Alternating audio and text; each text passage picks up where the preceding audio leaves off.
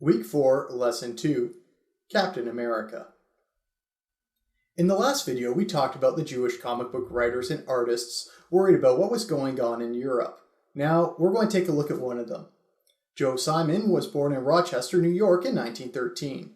He was the son of two Jewish immigrants, and after graduating high school, he worked for William Randolph Hearst magazine, Rochester Journal American, where he did the occasional editorial cartoon. He was suggested to work for Funnies Incorporated, where he created a 7-page comic story about a Western. Less than a week later, Timely Comics owner Martin Goodman asked Joe to create a flame-like superhero, like the Human Torch. He created the Fiery Mask, a hero that's power can be described as Superman if Superman controlled fire. It was here that Joe Simon met Jack Kirby. Joe Simon didn't know it at the time, but Jack Kirby would go on to become one of the most influential comic book artists in American history. Jack Kirby was born in New York in 1917 and was the son of two Austrian Jewish immigrants. So it's safe to say that in the 1930s, his family would be following what was going on in Europe with Hitler's actions. Jack Kirby was so influential to the comic book industry that we could probably dedicate an entire week just to looking at his career. He's a name that will pop up multiple times in this course. But for now, the important thing is that the two met when Joe Simon was at Timely Comics. Joe Simon became Timely Comics' first editor in 1939, where he eventually teamed up with Jack Kirby to create one of America's most patriotic heroes. Captain America, number 1, featured a man in a red, white, and blue uniform punching Hitler in the face. Armed with only a shield, this American soldier proved more than a match for the Nazi base holding their leader. Let's examine this cover in more detail. Captain America's face was in the middle of a very crowded picture. His eyes are locked on Hitler's face. Hitler is falling back after receiving a punch from the hero. Motion lines beneath Hitler's tie to Captain America's fist show that a punch just took place.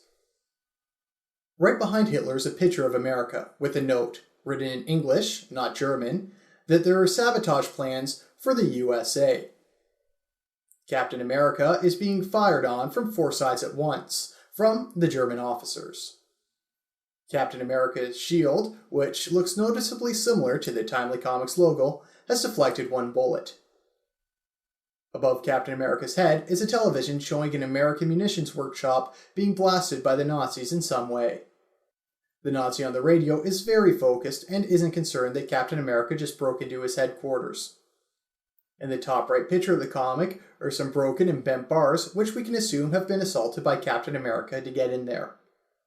The title, Captain America, stands between the white stars and the red, white, and blue stripes. On the bottom of the page, you see a picture of a proud young boy saluting the reader.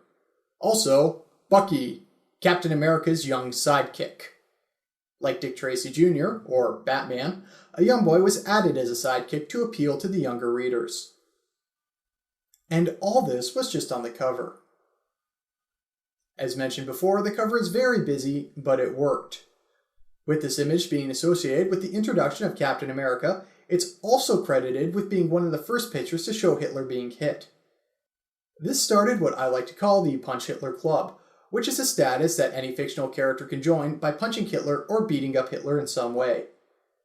Notable members of this club include Hellboy, Daffy Duck, Blue Beetle, Raphael the Ninja Turtles, Superman, Itchy and Scratchy from The Simpsons, and Rory of Doctor Who fame. Inside the comic, we are told Captain America's origin story, which is simple enough. Steve Rogers was a sick individual that wanted to go to war, even though he was too sick to join the army. The military liked his attitude and injected him with some drugs, which made him achieve the peak of physical human condition. A Nazi spy destroyed the lab it happened in and killed the main scientist. Steve Rogers stopped the spy with his new strength and then joined the army, where no one knew he was really Captain America. As Steve Rogers, he pretended to be a bumbling soldier to annoy his commanding officer, but he'd sneak out at night, or in emergencies, as Captain America. This aspect of the character was clearly inspired by Clark Kent. Captain America was designed to defeat the Nazis, but coincidentally, Captain America looked like the specimen of Aryan perfection. The Nazis claimed that the Aryan race was superior to all other humans, and what did the Aryan race look like? They were supposed to be tall, muscular, blonde Caucasians with blue eyes, which is exactly Captain America's description. Now, this wasn't limited to Nazi ideology. Many pulp and adventure stories starred a tall, blonde-haired protagonist. So, who did Captain America fight? Well, he fought the Nazis, of course, but he also fought the Nazis' champion, the Red Skull. The Red Skull was a grotesque-looking mask worn by Johann Schmidt, Hitler's personal bellboy, who was trained by Hitler himself to become the perfect National Socialist. The contrast between the two was clear. Captain America was a handsome American patriot, while the Red Skull was a grotesque German mascot for tyranny.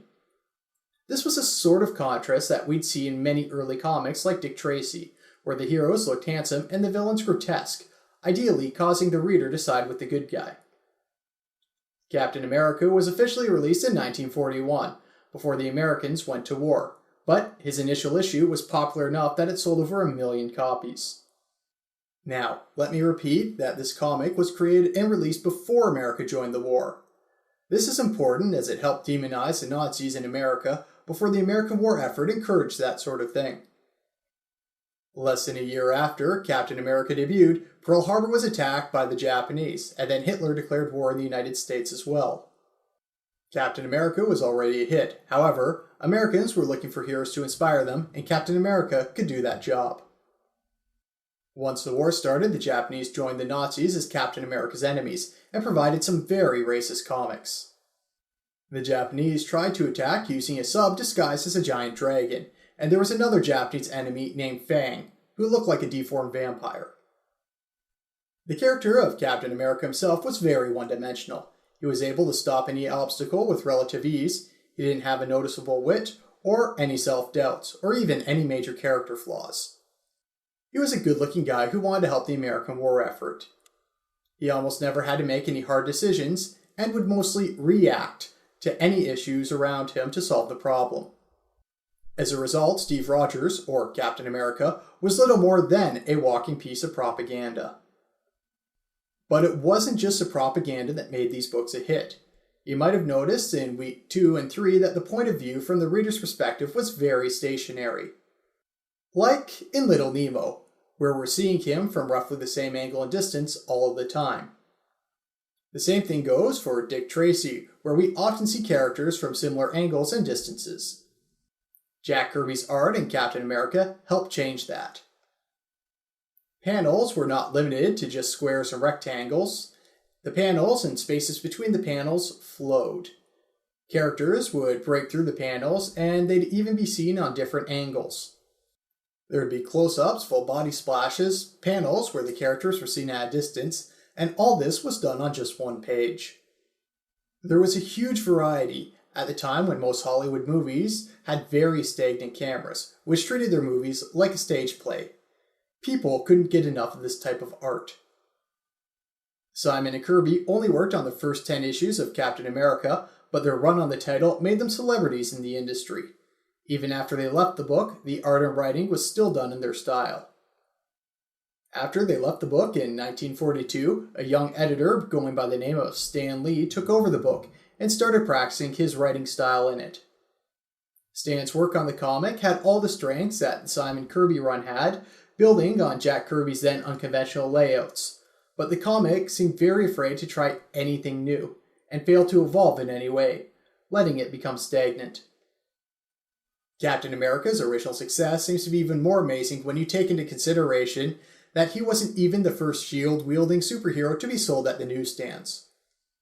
MLJ Comics, later known as Archie Comics, created the Shield, a star-spangled superhero in a patriotic outfit whose shield looked almost identical to Captain America's. He was created in January 1940, over a year before Captain America was supposed to be released. When MLJ Comics saw how successful Captain America was, they threatened to take Timely Comics to court. They settled by agreeing to change the shape of Captain America's shield to a roundish shape. This allowed the writers and artists to create Captain America's signature move, being able to throw a shield. and eventually have him throw it and have it come back to him.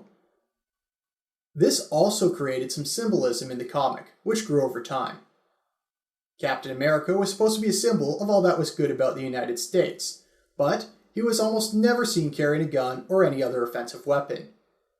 Instead, his weapon became his shield, a defensive object which he could turn into an offensive but non-lethal one in times of danger.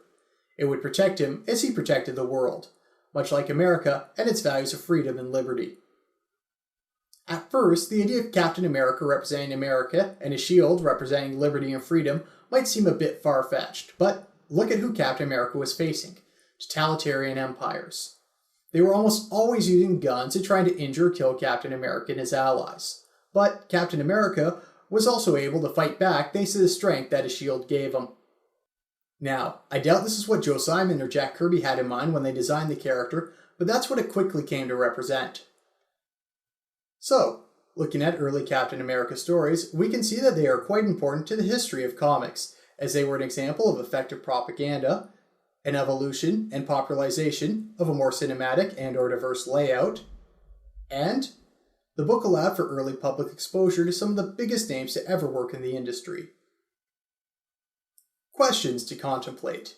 Do you think that Joe Simon and Jack Kirby really had an agenda to bring America into the war, or were they just trying to get attention by tackling popular issues at the time? Does the creation of MLJ's comic, The Shield, happening a year before Captain America's creation, detract from the importance of Captain America at all?